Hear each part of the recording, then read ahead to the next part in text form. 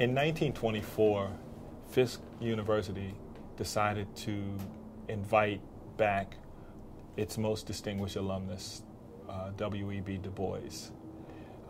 The hopes were from the administration of this esteemed historically black college that Du Bois would come back and give a celebratory speech. But as was very often the case when Du Bois was invited back to celebrate, he would use the occasion to warn or bring something other than a celebration. Because in point of fact, whenever there was an occasion for celebration, Du Bois also thought it was a good time for reflection and caution.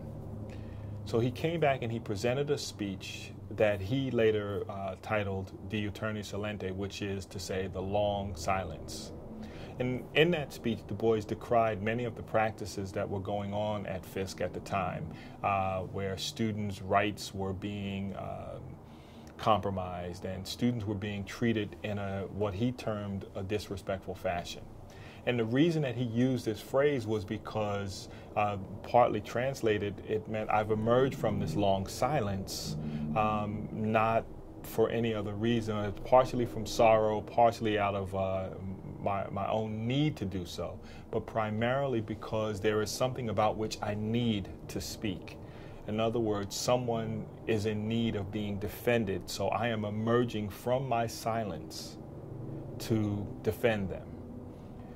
And what he was trying to defend was two things. First of all, Fisk University, as being a premier institution, was no longer producing graduates who had a sense of race pride and who had a sense of attention to addressing the needs of the African American community. And this alarmed Du Bois a great deal because when he graduated, this was the phrase: emerge from your long silence so that you can make a difference.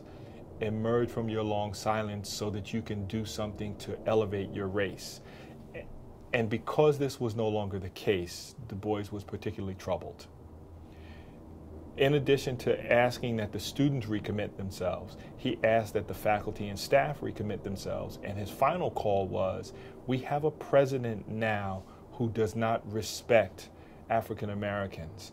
He does not respect the fact that these people, these students, need to be treated with respect because they are leaving the institution with the stated purpose of making a difference. And when you encourage students not to make a difference, you are disempowering not only them, but the people that they are fitted to lead, said Du Bois.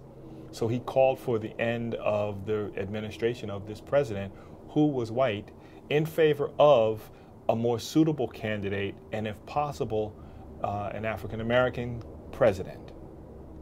There was an outcry following this speech from some of the alumni, but there was all but universal applause for it. But one of the people who spoke out about it, who was troubled, was actually one of his former classmates from Fisk, who was Margaret Murray Washington, Booker T. Washington's third wife. And it was because of Margaret Murray Washington that some of the things happened both before and after Du Bois' speech. There was a long history between Margaret Murray Washington and Du Bois. They were good friends. She was very fond of him. She mentioned him often. She encouraged Booker T. Washington to consider hiring Du Bois at Tuskegee. Washington either refused or created a situation that was too unattractive for Du Bois to take advantage of. But this is where we see one of the final connecting points between Booker T. Washington and W.E.B. Du Bois with this final call for action.